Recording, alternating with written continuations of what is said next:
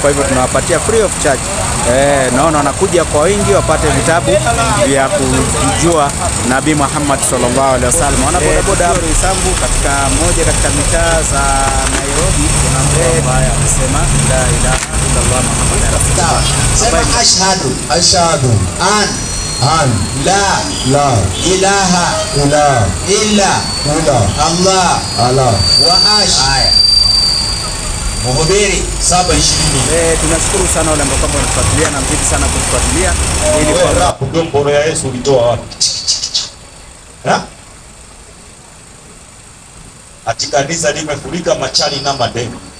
Abbas Online TV yatupa matam ya Uislamu tena kwa nidham. Abbas Online TV yatupa matam ya Uislamu tena kwa nidham.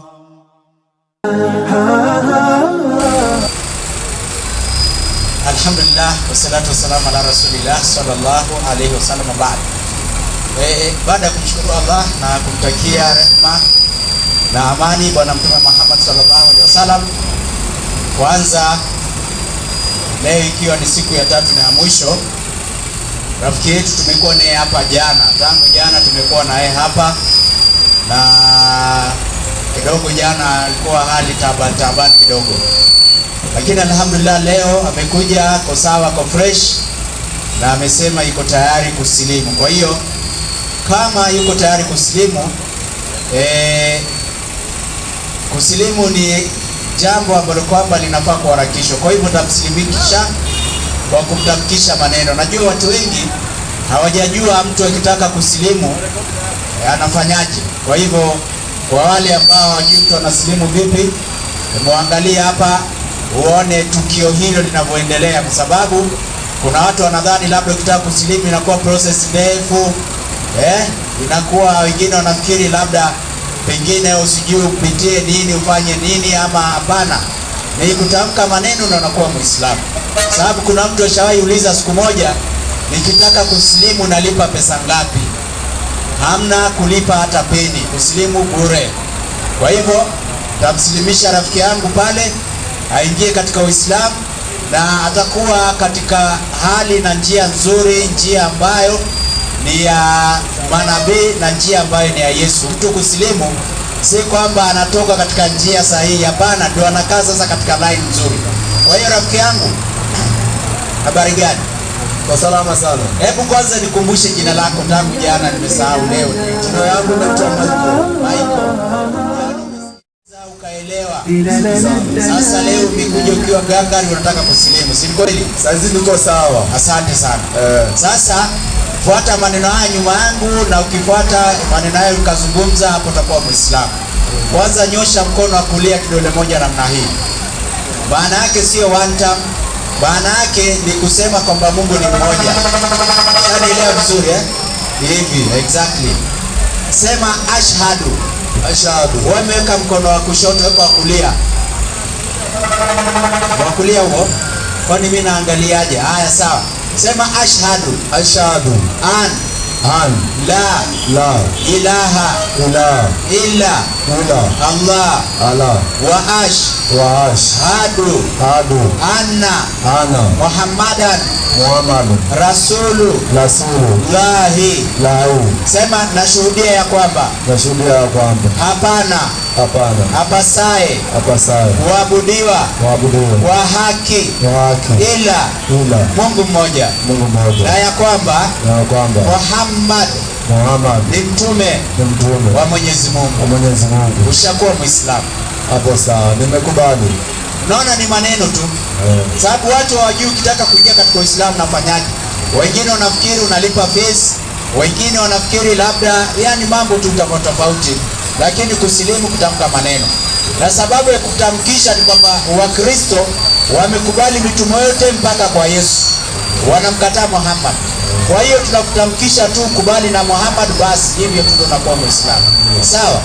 Sasa ukishasilimu kuna jambo ambalo linafuatia, unachagua jina.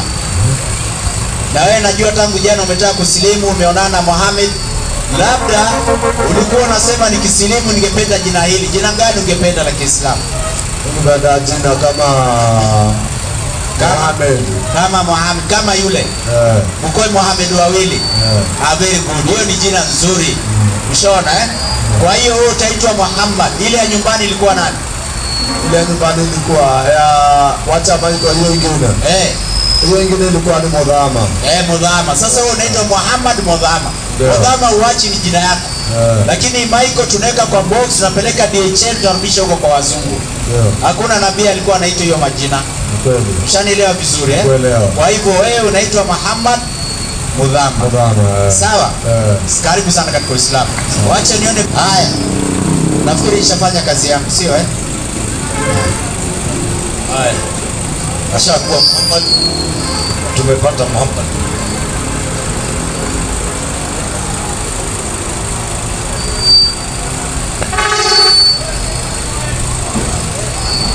Haya. Karibu sana rafiki yangu Muhammad. Barizeni. Muislamu. Islam. Kristo. Kristo. Salimia wa Kristo. Kama wa Kristo wanafikiria ni Muislamu. Rafiki yangu msalimie. Anaitwa nani? Johnny. Hebu simama tu kidogo ndugu yangu. Sitaki ukalie tena hiyo kiti ya nini. Nataka tu ukalie kiti safi. Sitaki ukalie tena nini? Hiyo mawe. Kalia hii plastic. Kalia hiyo plastic tu.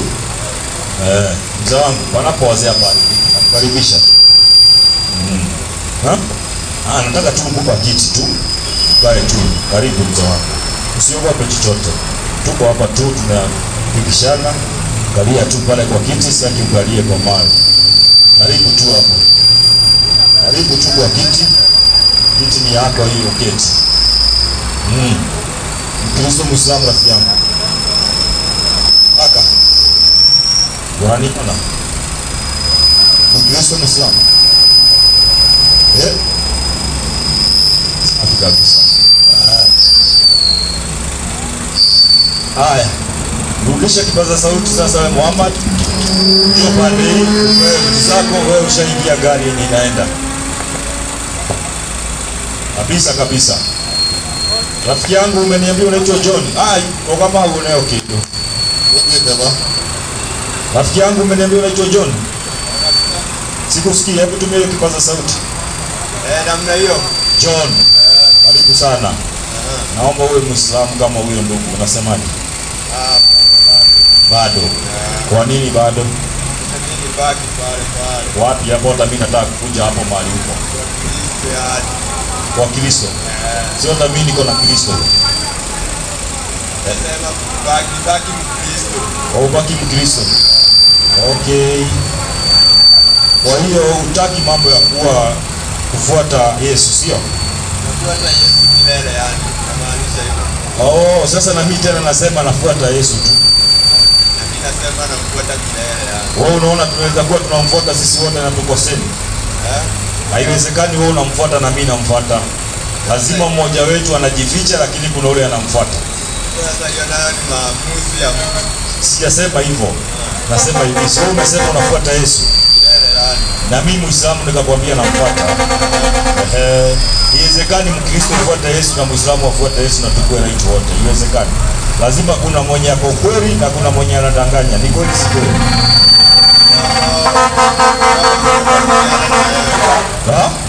Hapo kidogo na wapo nitofautiana na wewe. Hebu leta hiyo tofauti bro.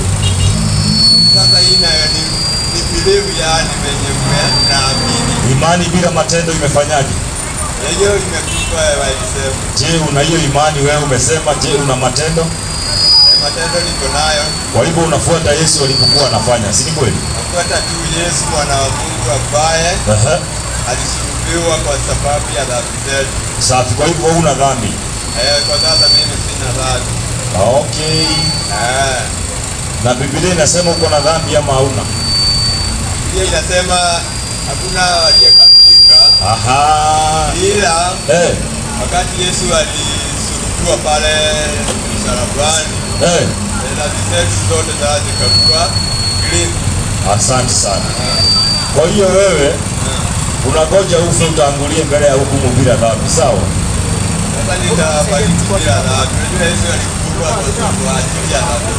Hebu tuulize Biblia kama unaweza kuwa hapa duniani na uko na dhambi. Nasema hivi, tuulize Biblia kama unaweza kuwa duniani na una dhambi. Tunaiuliza tu. Mpe mwalimu wangu uone kitu. Ndio mwalimu. Musa, msaidie huyu kuvaa hiyo kanzu, ndio tuendelee. Vuta meza basi kidogo, ama uko sawa? Si iko sawa. Hebu kidogo tu inue. Ndio uweze kuonesha huyo ndugu yetu maandiko. Anaitwa John. Ngapi? 7:20 Mhubiri.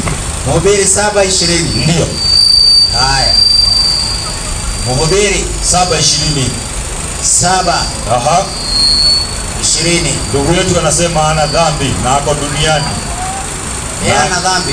Na akiona demu amepita hivi akimunoki dhambi tayari. Hebu soma hiyo. Ako na dhambi kwa moyo. Atiana hatari hiyo John. Utakosaje dhambi rafiki yangu, na unakula kila siku, unaenda choo, unaongea uongo. Dhambi ziko mingi tu. Nasema hivi, muoneshe tu, hakikishe ipo. Yeye. Bila shaka. Safi. Hakuna mwanadamu ndio mwenye haki safi hapa duniani ndio ambaye afanya mema asifanye dhambi. Mpe chombo. Wewe ni mwanadamu. Hakuna aliyekamilika. Ikiwa hakuna aliyekamilika, Mungu safi. Lakini baada ya Yesu kuwa pale msalabani, ndio hapo sasa ndio dhambi zilisikia ukingoni hapo. Na kila mtu atafanya nini? Atabeba nini? Msalaba wake. Kwa hivyo hakuna cha kubebe. Rafiki yangu, mbona Yesu abebe ukimwi? Kama anabeba dhambi, mbona abebe ukimwi? Kwa sababu ni maneno ya uongo. Haiwezekani wewe usikie raha Yesu abebe. Haiwezekani rafiki yangu, haiwezekani kabisa. Hata tukitangaza na helikopta haiwezekani. Na ndio kila mtu anatuimbia nyimbo kweli Jumapili. Utauchukua mwenyewe siku ile inakuja, au sio? Bana, hiyo siku kila mtu na dhambi zake. Kuna cha kudai ya tumebebewa? Hakuna. Hakuna kubebewa dhambi. Nani ya kubebe? Dhambi zako unazo, unafaa kufanya hivi. 1:14 Marko. Sikiliza, unafaa kufanya aje dhambi. Ngapi mwalimu? 1:14. 1:14. Tubuni na kuiamini Injili. Marko ndio. Haya. Marko 1:14. Ndio.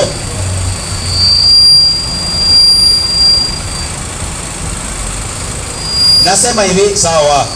Hata baada ya Yohana kutiwa gizani, gerezani, sawa, Yesu akaenda Galilaya, safi, akihubiri habari njema ya Mungu, ndio, akisema wakati umetimia, ndio, na ufalme wa Mungu umekaribia, safi, tubuni na kuiamini Injili. Mpe mic. Unaambiwa ufanyeje? Kutubu rafiki yangu. Mambo ya kudai kubebewa uongo mtupu. Ndio maana Yesu yeye mwenyewe anakuambia utubu dhambi zako, kwa sababu yeye hajabeba chochote. Na hakuna andiko hilo ati Yesu alisulubiwa tarehe ngapi? Tumia maiki hiyo, ongea tu.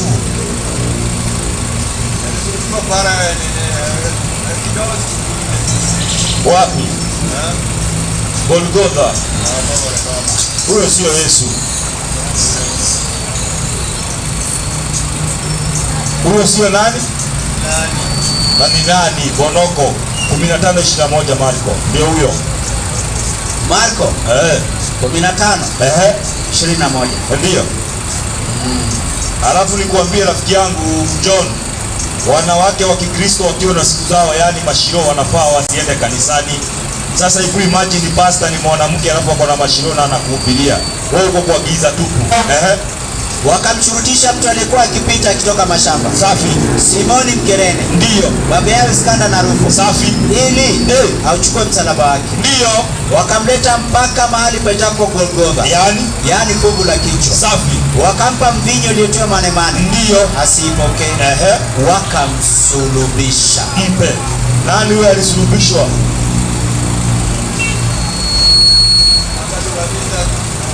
Arudie tu ile tatizo.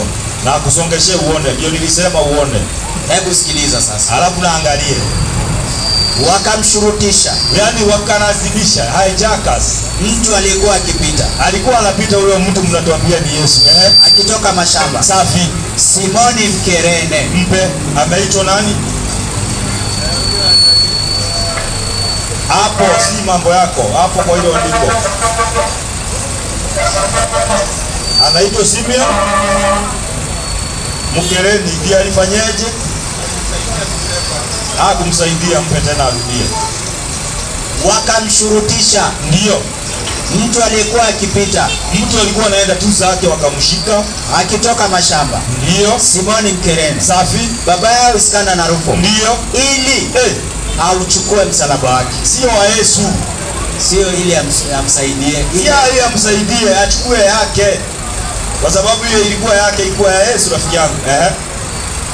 Wakamleta mpaka mahali paitapo Golgotha. Yaani fuvu la kichwa. Ndiyo. Wakampa mvinyo uliotiwa manemane. Asifanyeje? Asipokee. Safi. Wakamsulubisha. Mpe. Wakasulubisha nani?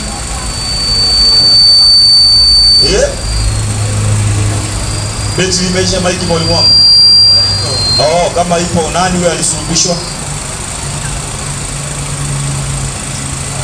Rafiki yangu, ngoja nikukwamue. Mpango wa kuua Yesu ni kweli ulikuweko. Nani alipanga? Unajua nani alipanga? Hakuna Mungu. Ndio unaona hakuna Mkristo anaweza kutetea kifo cha Yesu mbele ya Muislamu. Hakuna. Kwa sababu hakuna mahali Mungu alitangaza kifo cha Yesu wanakombolewa watu. Hakuna. Isipokuwa waliopanga Yesu afe ni hawa 11 Yohana 42 ama 18:14. Yohana yoyote. Yohana 11:49 ama unarudi kule 18:14 hiyo Yohana. Chagua mwenyewe. 18:14. 18:14. 18:14. 18:14. Ndiyo. Inasema hivi. Naye Kayafa. Sikiliza vizuri hiyo Joni na uone hiyo. Naye Kayafa ndiye yule aliyewapa Wayahudi. Ndiye aliyetoa shauri kwa Wayahudi ya kwamba ndiyo yafaa mtu mmoja afe kwa ajili ya watu. Mpe. Nani huyo? Sasa kwa Yesu sasa. Hebu mpe tena arudie, sikiliza. Inasema naye Kayafa. Safi. Ndiye yule aliyewapa Wayahudi lile shauri. Ndiyo. Ya kwamba yafaa mtu mmoja afe kwa ajili ya watu. Mpe. Nani anapeana hiyo habari? Sasa haya mimi nasema tu mahali. Unajua sijui nani aliandika hiyo. Ametajwa rafiki yangu. Na kuongeza ingine wewe. Hebu 11 fungue hiyo Yohana basi. 11 anzia 40 ngapi? 45 nzuri. Ndio. Sikiliza vizuri rafiki yangu, hakuna mahali Mungu alipanga apange nini wakati ana uwezo wa kutoa wote. Basi wengi katika Wayahudi safi waliokuja kwa Mariamu ndio na kuona yale aliyofanya wakamwamini. Safi. Lakini wengine wakaenda zao kwa Mafarisayo ndio wakamwambia aliyofanya Yesu. Safi. Basi wakuu wa makuhani ndio na Mafarisayo safi wakakusanya baraza, wakasema tunafanya nini? Ndio maana mtu huyu afanye ishara nyingi. Safi. Tukimwacha hivi hata watu wote watamwamini. Safi. Na Warumi watakuja ndio watatondolea mahali petu. Asante. Na taifa letu. Barikiwa. Mtu mmoja miongoni mwao. Mtu mmoja miongoni mwa hiyo jeshi wewe Johnny. Kayafa. Safi. Aliyekuwa kuhani mkuu mwaka ule. Ndiye alikuwa mara kaome huko. Akawaambia, ninyi hamjui neno lolote. Safi. Wala mfikiri ya kwamba ndio yafaa mtu mmoja afe kwa ajili ya watu. Ndio. Wala lisiangamie taifa zima. Mpe. Imeandikwa. Sikusikia rafiki yangu wewe kibume maiki yako hapo. Nimesikia imeandikwa. Imeandikwa kwamba ni mtu mmoja aliplan nini?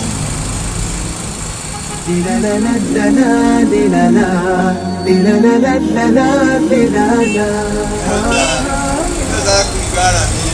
Ehe. Sasa Mungu alipanga kwamba Mungu ndio tunataka andiko. Mimi si nimekupa ni watu walipanga. Sasa nisaidie andiko ni Mungu kapa. Basi. sasa jimisi mwalimu wa dini. Aha. Sasa sija Kweli. tu kidogo hapo naona tutapigana shenga. Hatupigani chochote. Maneno hayo unayotaka yanasemaje? Moja. Hebu tumsalimie huyo hapo hapo tu anayeasikia kama labda ana andiko hilo la kukusaidia. Unasema Okay.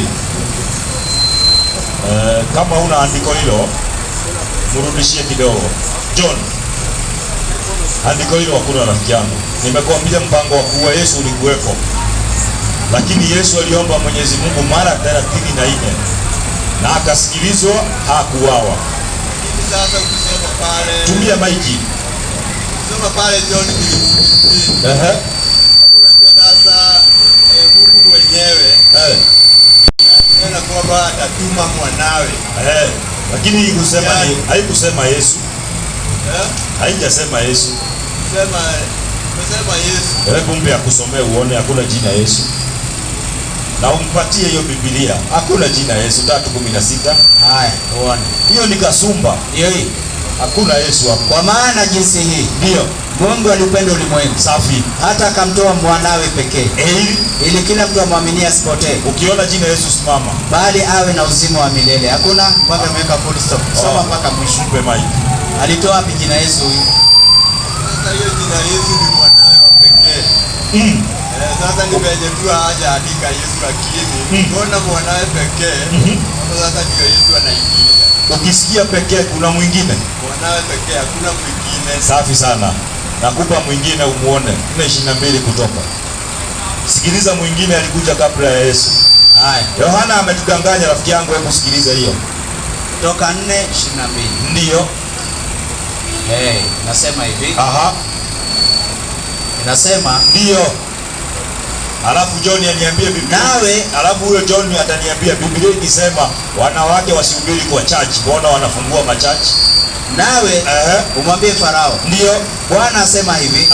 Israeli ndio ni mwanangu mimi. Safi. Zaliwa wa kwanza wangu. Mpe. Kumbe kabla ya Yesu Mungu ako na nani? Unajua sasa huyo ni ule mtoto ambaye mwenyewe alipenda. Wakwa? Sio mwanawe pekee. Mpe tena arudie. Wa kwanza, sikiliza hiyo. Hujasikia? Kuna kitu unamisi hapo rafiki yangu. Chukua hiyo maiki rudie. Na umsongezee Biblia apate raha. Israeli. Safi. Nawe mwambie Farao, Bwana asema hivi. Israeli ndio ni mwanangu mimi. Safi. Mzaliwa wa kwanza wangu. Mpe. Mzaliwa wa ngapi?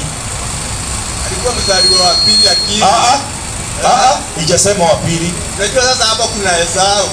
Msongezee. Bro, sisi huwa tunaacha imani yetu msikitini, tukikuja barabarani tunatumia nini mbele yako? Vitabu vya safi, tunatumia vitabu. Kwa hivyo wewe ukikatana na vitabu, mimi sina shida. Ndio uendelee kuwa Mkristo mzuri, lazima upingane na Biblia. Hauwezi kufuata Biblia ukaendelea kukaa huko, haiwezekani. Ndio maana wewe unakataa kwamba kabla ya Yesu kulikuwa na mtoto mwingine wa Mungu. Kwa nini unamkataa huyo? Sawa. Pia ni mwana Israeli. Safi. Ukisikia wa kwanza kulikuwa na mwingine kabla yake. Walikuwa wengi. Rudi wa rafiki yangu. Kama ni uchizi sisi tushakuwa chizi kitambo, ni makaratasi ya tuokoti tu. Yakampenda zaidi. Hebu soma hiyo usikilize. 4:22. Ndio. Naye mwambie Farao. Kwani haioni? Bwana asema hivi. Msongezee. Israeli hapa naona. Ni mwanangu mimi. Ndio. Mzaliwa wa kwanza wangu. Mpe. Mzaliwa wa ngapi? Wa kwanza wangu. Ukisikia wa kwanza kuna mwingine nyuma. Sasa hiyo sasa inakujia baada ya nauliza hivi. Ukisikia wa kwanza kuna mwingine? kulikuwepo na wengine. Mgani huyo? Walikuwa wengi. Nani mmoja?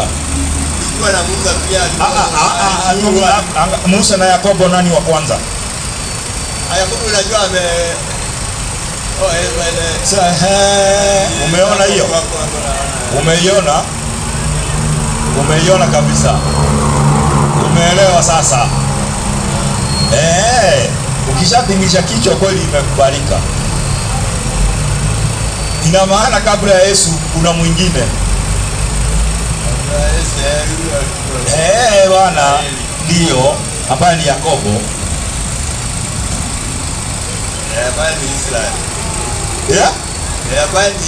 Ndio, hiyo ni nickname tu Mungu alimpa. Au utaitwa Yakobo, utaitwa Israeli. Na akasema wewe Israeli ndio first born wake. Wewe ukiwa na first born sasa alikuwa mtoto wa pili sasa wa Isaka. Mimi si yuko kwa hatujafika Isaka. Hatuyuko kwa Isaka. Kwa sababu Isaka ni babake Yakobo. Na Esau, lakini sasa tukisema Isaka, mtoto wake wa kwanza alikuwa Esau, lakini sasa Mungu hakumpenda. Sasa ndio maana sasa akaamua Israeli akulie mwanawe. So hiyo kulikuwa na wengine, lakini sasa Mungu wengine wagani rafiki yangu wakati huo ni wa kwanza. Yule alipenda zaidi. Subiri nikuoneshe kitu. Nikuambie kitu ndio kuwa mke. Sasa hii nikisema wewe ndio ulikuwa wa kwanza kuingia kwa hii nyumba, ushawaingia mwingine? Sasa rafiki yangu, mbona unanizungusha? Unanizungusha kwa nini? Wakati unajua kabla ya Yesu kuna mwingine. Umeelewa? Bwana. Lakini sisi tunaambiwa Mungu ana mtoto kwa sababu Mungu si mwanaume na si mwanamke. Ana sehemu ya kuzaa. Lakini yeye aliumba. Ananiambia jambo liwe linakuwa. Ndio. Uniambia kuwa, si ati anacheza kama wewe. Haiwezekani. Ndio. Unasemaje sasa? Walikuwa na watoto wengine. Sisi wote ni wake. Kabla ya nani? Kabla ya Yesu. Kwa hivyo ukisikia kwa watu wanadai hakuna mwingine isipokuwa Yesu, ni uongo, ni kweli? Kwa mujibu wa maandiko. Kwa mujibu wa maandiko. Ukisikia mtu anakuambia Yesu ndiye peke yake mtoto wa nani? Mungu ambaye alituma. Anafanyaje?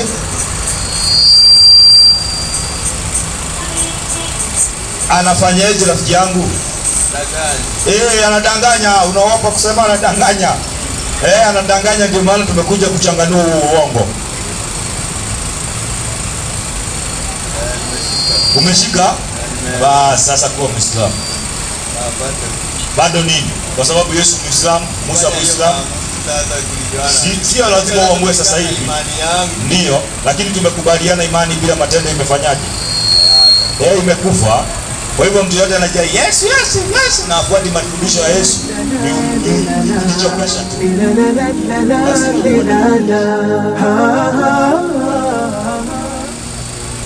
Ni kweli John. Sasa Yesu alikuwa anaenda msikitini, wewe unaendaga church. Si ni kweli? Yesu hajaimba nyimbo. Wewe rap domboro ya Yesu ulitoa wapi? Ati kanisa limefurika machani na madeni. Ama msemi hivyo? Juu unasikia. Ndio maana unapata Jumapili rafiki yangu siku ya leo zina inatembea sana. Kwa sababu gani? Mwanamke amekuja amevaa miniskirt kwa kanisa. Naye mchungaji anakuwa anahubiri akitembea. Akifika pale anarudi. Kumbe ana confirm dada Jane. Mwisho atamwambia dada Jane, Roho wa Mungu amenishukia hapa kanisa, unione kwa ofisi yangu private. Ama itokei. Nataka wanaume wote ambao wameachilia bibi zao wanaongoza kanisani waende wapime watoto wao kama ni wao wote. Wao unacheza rafiki yangu. Kuna na fisi ndani ya. Fisi wewe unaweza pelekea mbuzi fisi. Ndio unapata wachungaji ndio wanavunja ndoa za watu kila siku. Hata leo kuna yenye imevunjika, kwa sababu anakudanganya ati ili upate mtoto lazima tuende na wewe ndio niingize ile maombi vizuri.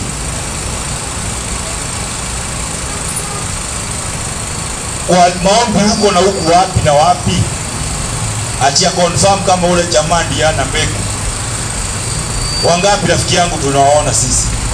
Mtu umezaa, sikiliza nikwambie, jamaa anazaa watoto 5 na wote ni wa pastor na yeye analea daima nini na nini na nini. Na pastor kwake daily yako wanaoombea. Tena ule jamaa anajinyima mpaka anampa ule mchungaji gari. Lakini ule mchungaji anamchinja kwa sababu Biblia inasema nini? 56:10.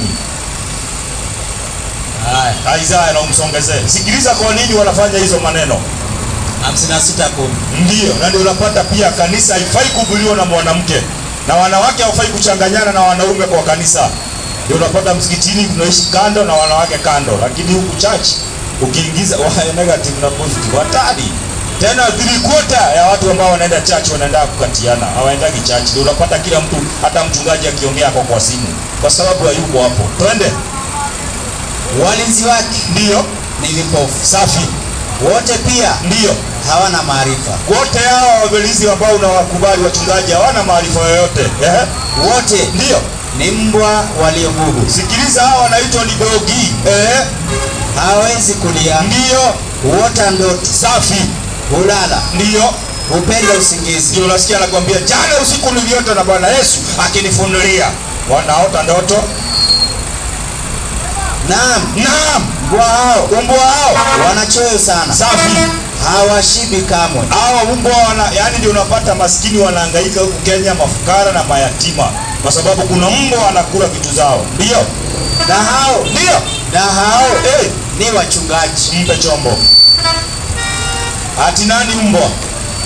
Hawa wachungaji wa uongo. Hakuna hajasema wa uongo. Mpe arudie tena juu, sikiliza 10. Hakuna wachungaji wa uongo hapo. Ni wote wanaingia kwa sababu hakuna aliyekuwa pale anasalimika. Twende. Kuna kwa wachungaji wa kweli siku hizi. Walinzi wake ni vipofu. Anaanza na baisikeli, wiki 2, 3, 4 gari. Wote pia hawana maarifa. Ndio. Hebu mpe. Wote hawana nini?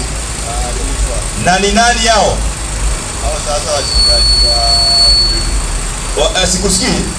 Hao sasa wachungaji wa uongo tu kuna. Hapo hajasema wa uongo. Imesema wote. Ukisikia wote imebakisha. Safi kabisa. Ndio unaona Dr. Uhuru hata anaga bibi. Unajua bibi yake. Ndio unapata mnatukana kwa kanisa, sadaka inamwagwa chini na unaambiwa usitoe 50. Wewe umeshapigiwa hesabu. Sio Tangashu unamuonaga akitaka kuangalia kanisa yake iko na wafuasi wangapi, anasema nataka ngiri 200. Kila mtu ngiri. Ati maji hiyo ya 30 bob tunauza ngiri. Kwa sababu mmepangaishwa na nguvu za giza, huwezi kumuona. 7:21 Mathayo. Sikiliza kwa nini mnakompazo hivyo. 7:21 Mathayo conclusion. Kwa nini mnapambazo alafu na kuonesha vitu wewe John unacheza? Tungewaacheni Ukristo kuingia na kanisa viatu kwa kitanda ndio unatoa. Tungekuachia wewe kuomba mara moja kwa wiki. Sisi Waislamu wote tumechoka kutawadha na maji baridi asubuhi, jioni na usiku. Tungewaachieni hiyo. Soma hiyo.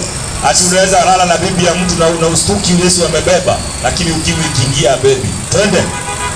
Si kila mtu aniambiaye safi Bwana, Bwana ndio atakaingia katika ufalme wa mbinguni. Sio kila mtu anaambia ati Yesu ati atafaulu, hakuna. Bali ni yeye afanyaye mapenzi ya Baba yangu aliye mbinguni. Safi. Wengi wataniambia siku ile. Wengi akina John na hao watu wote wataambia Yesu siku ile, siku ya mwisho, Bwana, ndio Bwana, hatufanya unabii kwa jina lako? Tulifanya unabii kwa jina lako Yesu. Pepo toka, the blind will see. Wanasema hatari. We will walk in the name of Jesus. Na kwa jina lako kutoa pepo. Safi. Na kwa jina lako kufanya miujiza mingi. Ndio. Ndipo nitawaambia dhahir. Ndio. Sikuwajua ninyi kamwe. Ondokeni kwangu ninyi mtendao maovu. Mpe. Ukisikia mtu anafanya muujiza na jina la Yesu, anatoa pepo na jina la Yesu, anafanyaje? Anafanyeje? Arudie. Mpe arudie. Anarudia hiyo mpaka mara 100 ukitaka. Haifutiki. Si kila mtu aniambie Bwana, Bwana. Sio kila mtu anaita Yesu Yesu. Atakaingia katika ufalme wa mbinguni. Safi. Bali ni afanyie mapenzi ya Baba yangu aliye mbinguni. Ndio. Wengi wataniambia siku ile, Bwana, Bwana, atufanye unabii kwa jina lako. Yesu, si tulitoa pepo toka kwa jina la Yesu. Na kwa jina lako kutoa pepo. Ndio. Na kwa jina lako kufanya miujiza mingi. Safi. Ndipo nitawaambia dhahiri, ndio, sikuwajua ninyi kamwe. Ondokeni kwangu ninyi mtendao maovu. Mpe Waislamu wa Kristo nani wanatoa pepo na jina la Yesu? Kumbe Yesu anawaambia mimi siwajueni nyinyi, ondokeni kwangu mliofanyaje?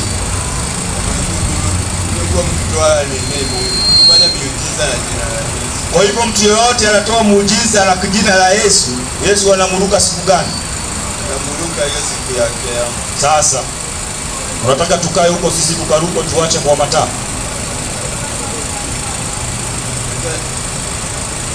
Sijui, ndio nielezee rafiki yangu. Nielezee.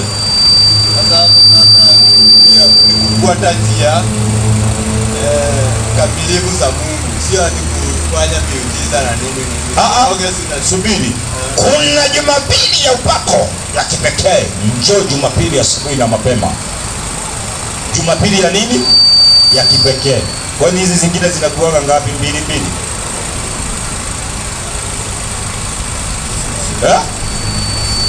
Ati njoo kuna upako na mafuta, alafu sauti zile ziko na kasra, unacheza janja na janja ule.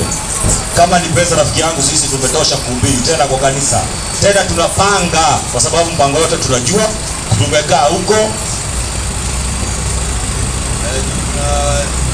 Wengine wanaanza tu kama biashara. Ni biashara. Waogopa kusema. Kama sio biashara, andiko gani imesema mchungaji akule 10 ya mtu, shilingi 10? Acha mimi.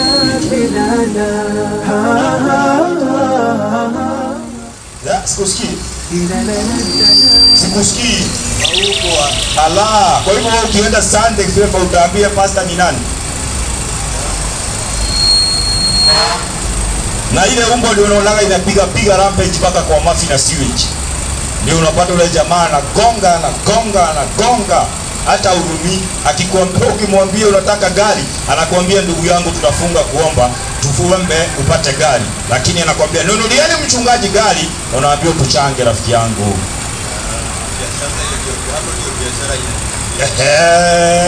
Kwa hivyo ile ni biashara kama ingine.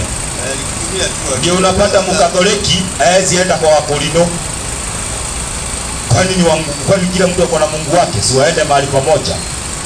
Sasa hapo mtu anaweza fika mahali. Wewe tu fanye venye unataka. Sasa uwezi ukajua sasa pale. Uwezi ukajua. Lakini nimekuuliza tu swali nyepesi. Kwa nini Wakorino, Wakatoliki, Wasabato na kanisa zingine Kaforonokia na Legio na nani wote, kwa nini hawaingii kanisa moja kama ni Mungu mmoja wanadai wanaabudu kwa hizo kanisa zote? Kama sio kazi. Sasa umekubali kusema ni kazi, kumbe ndio maana umaskini wamejaa huku nje na mayatima. Ingekuwa wale hawakuli hizo sadaka, hakuna mayatima wangekuwa wanahangaika, hakuna maskini, hakuna mafukara, mambo ingekuwa tu safi. Lakini conman ako pale anaikatia kwa mita. Ni kweli. Sasa siku ya judgment, sasa sisi kama binadamu tumeonywa sasa kujajiwa. Sasa wacha tupige hapo, ikifika huko hiyo siku ya judgment, Mungu sasa ndiye ataamua venye. Judgment, unasikiliza? Kwa nini tuko hapa? Kukuhubiria wewe ile siku tukifariki mimi na wewe, kwa sababu duniani tunapita. Tukifufuliwa siku ya mwisho, wewe hutakuwa na hoja juu ya Mwenyezi Mungu ama mtu yoyote. Hauna hoja, kwa sababu tumeshakufikisha tukakwambia Bwana Mungu amesema ukienda hivi motoni unafika. Na hiyo siku ya mwisho tunaambiwa kila mwanadamu atafungwa mdomo kwa sababu ya kubishana. Yaani pale tu ni mikono na miguu inaongea. Mdomo wewe imetulia tu kwa sababu ya kubisha. Na hiyo siku bwana, hata siombi ifike mimi haraka yangu. kwa sababu ni hatari. Hii jua yenye ikiwaka kidogo watu wanajificha, hiyo siku itawaka na hakuna mahali ya kujificha kivuli chochote, itakupiga utosi. Tena inakuwa imeteremka, wacha inakuwa huko sijui ngapi, alafu iko hapa juu inakupiga mpaka unasikia vizuri. Kwa hiyo ni hatari sana rafiki yangu, hama na mapema, na si lazima, kwa sababu Mungu kaumba uzima wa milele na kaumba moto. Lazima wengine waende motoni na wengine waende uzima wa milele.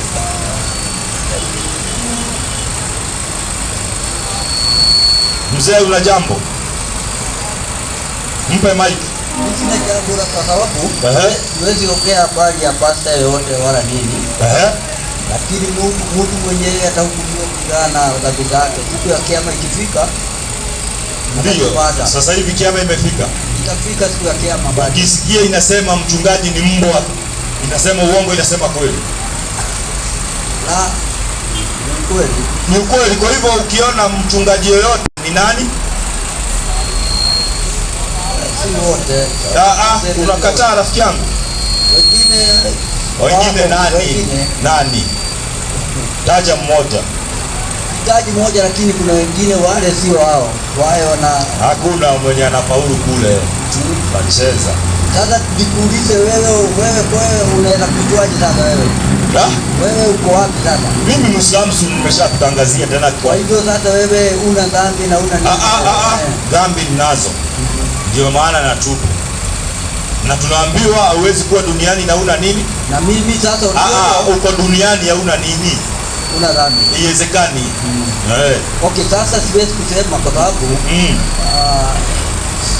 mtu dhambi zake ndio nakwambia itampata na atahukumiwa siku ya Mwenyezi Mungu ameshakukataza usiue, usizini, usikule mali ya yatima, usifanye hivi, usikunywe kamunyweso, mambo mingi usifanye.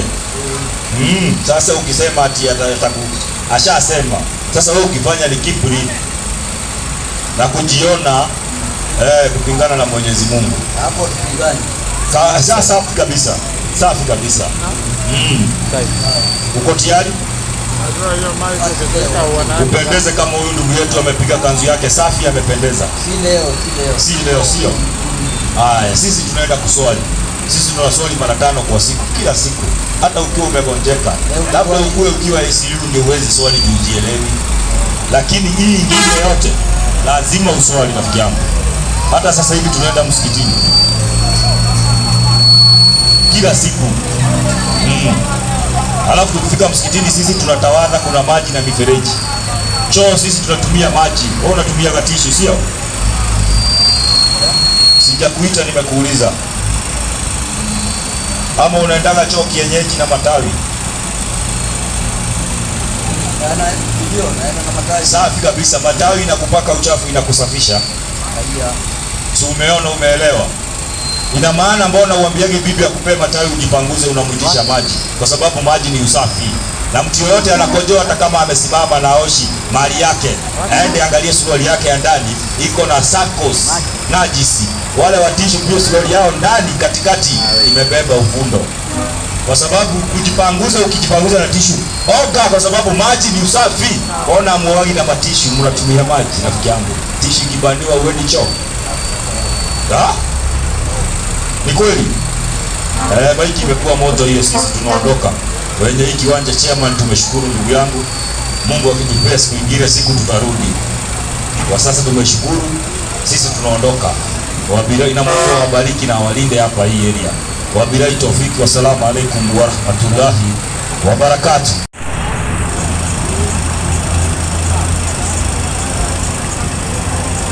Na pia vile ukiangalia kwa mbali kwa watu wa bodaboda tunaweza kuwapatia vitabu. Ukimwona pale aliko ndani tunagawa vitabu free of charge ili kwamba waende wakasomee manyumbani, pia vile wapate kumjua Nabii Muhammad sallallahu alaihi wasallam. Ni kazi, shughuli ambayo kwamba tunafanya. Kama kuna vitabu zingine wanataka ziko hapa ndani, kuna vitabu hapo ndani, mpatie wapate na vile vitabu. Kwa hivyo tunawapatia free of charge naona wanakuja kwa wingi wapate vitabu vya kujua Nabii Muhammad sallallahu alaihi wasallam. Wana bodaboda hapa wamefurahia sana hizi shughuli za dawa, na pia wamekuwa wakituomba kwamba tuwe tunakuja kwa wingi, na alhamdulillah hii ilikuwa ni sehemu ambayo wanafanyia kazi, lakini wakaturuhusu kwamba tupate vile vile kufanya dawa. Hawakuona pingamizi na walikuwa wako mbele, wakatoka katika kwa heshima kabisa na kutuachia hii shedi yao ambapo kwamba kila mara wanasimama mahali ambapo gari yetu imesimama, ni shedi ya bodaboda, lakini wakatuambia kwa heshima kabisa wanatupatia ili kwamba tufanyie kazi ya Mwenyezi Mungu Subhanahu wa Ta'ala. Kwa hiyo na tunaombea Mwenyezi Mungu aongoza katika dini ya haki, na kwa ile heshima ambayo kwamba walifanya, Mwenyezi Mungu anyooshe moyo wao katika Uislamu. Tumewapatia vitabu na wamefurahi, na alhamdulillah nafikiri mpaka wakati mwingine tukiwa hapa live kutoka Nairobi katika mji wa Roysambu, katika kijiji ama katika mtaa wa Roysambu. Wale unajua Roysambu, basi ni katika mtaa huu ambapo tumekuwa tukifanya da'wa na kuifikisha. Assalamu alaikum wa rahmatullahi wa barakatuh.